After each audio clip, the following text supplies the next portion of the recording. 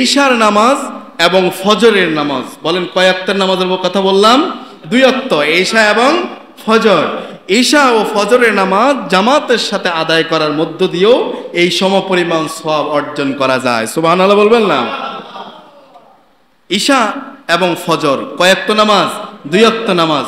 হযরত ওকাবা বিন আব্দুল গফির রাহিমাহুল্লাহ তিনি বলেছিলেন, এটি হচ্ছে লাতাইফুল মাআরিফের 250 নম্বর পৃষ্ঠায় এসেছে, যে তিনি বলেছেন যে জামাতের সাথে ঈশার নামাজ আদায় করা হজ্জের সমান সওয়াব পাওয়া যায়। সুবহানাল্লাহ বিহামদি।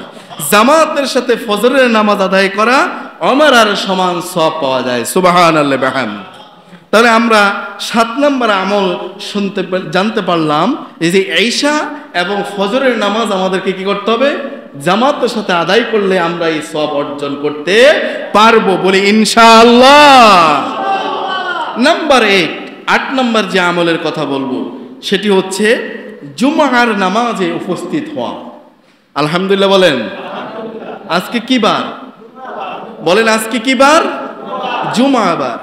8 নম্বর আমল হচ্ছে জুমাবার উপস্থিত হওয়া। জুমার নামাজে আগে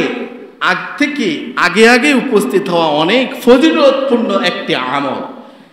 আল্লাহ তাআলার নিকট এই জুম্মার দিনে আগেভাগে উপস্থিত হওয়া, জুম্মার মসজিদে উপস্থিত হওয়া, এটা হচ্ছে অনেক মর্যাদাবান এবং প্রিয়, বলি সুবহানাল্লাহ ওয়া বিহামদিহি।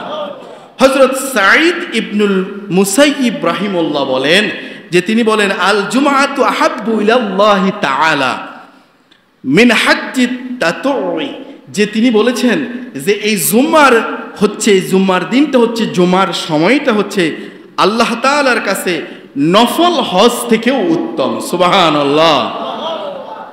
এটি হচ্ছে নফল হজ করা। আপনি হজ করলেন, একবার হজ ওয়াজিব হয়েছে, সেটা আদায় করেছেন, কিন্তু সেটা আদায় করার পরও আপনি নফল হিসেবে আর বারংবার হজ করেন। ওই হজগুলোর চেয়েও জুম্মার দিনে আগে উপস্থিত হওয়া, জুমায় আমল করা, জুমায় আপনি বয়ান শোনা, খুতবা শোনা, ইবাদতে শামিল হওয়া, এটা তার এই নফল হজ থেকেও বেশি উত্তম। সুবহানাল্লাহ ওয়া কিন্তু দুর্ভাগ্য, কপাল পোড়া এই জাতি মুসলমানদের জন্য যে অনেক মুসলমান আছে জুম্মার দিনও মসজিদে আগেভাগে, সপ্তাহে একটি দিনের জন্য আগেভাগে আসতে পারে না।